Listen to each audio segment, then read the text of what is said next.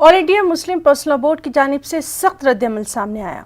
मुस्लिम personal law board के रुकन doctor Qasim रसूल इलियास ने कहा कि पहले मुस्लिम पर्सनल लॉ बोर्ड के आमला की मीटिंग होगी, इसके साथ ही फैसले का बगौर मुताला किया जाएगा, फिर फैसला लिया जाएगा कि इसे चैलेंज करना चाहिए या नहीं।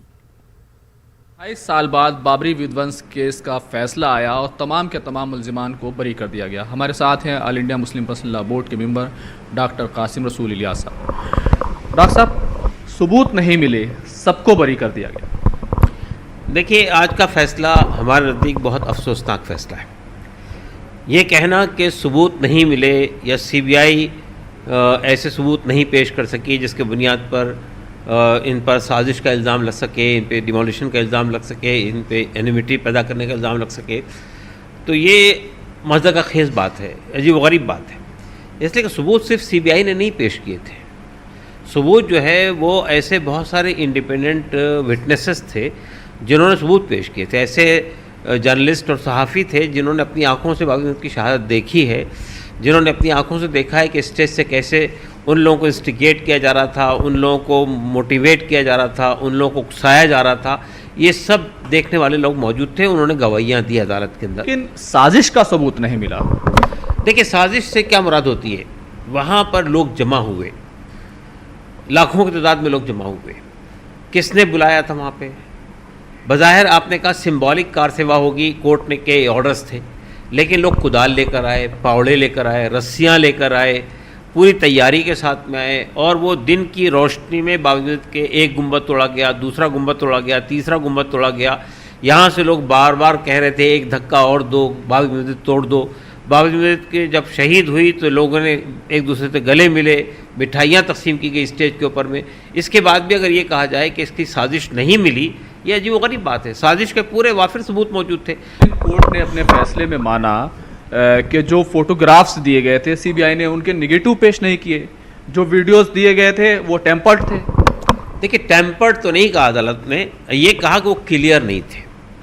सवाल ये पैदा होता है कि एक तो वो सबूत है, मैंने जैसे बता अर्ज़ किया आपसे, कि सीबीआई ने पेश किए, वो कितने वाज़े थे, कितने साफ थे, ये हमें नहीं मालूम।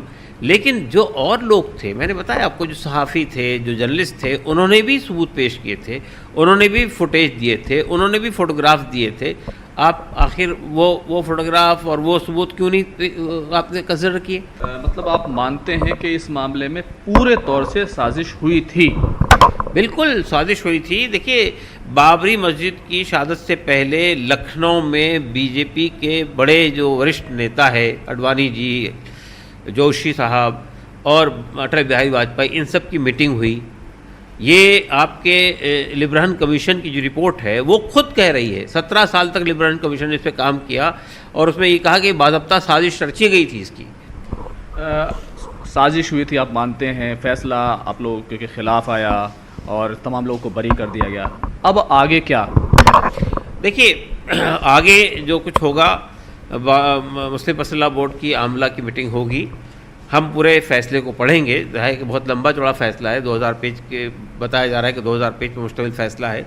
फैसले को हम पढ़ेंगे और उसके बाद हम ये फैसला करेंगे कि इसको आगे चैलेंज करना है या नहीं है। अगर इत्तेफाक होता है कि इसे चैलेंज करना चाहिए, हालांकि हमारा वो ख्याल ये है कि इसको सीबीआई को खुद चैलेंज करना चाहिए। तो आपकी एक राय तो होगी, आपकी ज़ाती राय क्या है? मेरी ज़ाती राय ये कि इसको चैलेंज किया जाना चाहिए, लेकिन जाहिर है कि ज़ाती राय से कुछ नहीं होता जब तक कि हमारी कमेटी के अंदर इत्तेफाक राय से फैसला ना हो या ये कि आमला के अंदर इत्तेफाक राय से फैसला ना हो। तो ये थे डॉक्टर कासिम रसूल इलियास साहब, जिन्होंने साफ तौर पर कहा कि वो मानते हैं कि बाबरी विध्वंस एक साजिश था। लिबरहन कमीशन की रिपोर्ट सामने है और अब all India Muslim personal law board इसको चैलेंज करने पर फैसला लेगा, लेकिन वो खुद मानते हैं इसको चैलेंज करना चाहिए। कैमरामैन गौरव गिरी के साथ खुर्रम शहजाद, न्यूज़ 18 दिल्ली।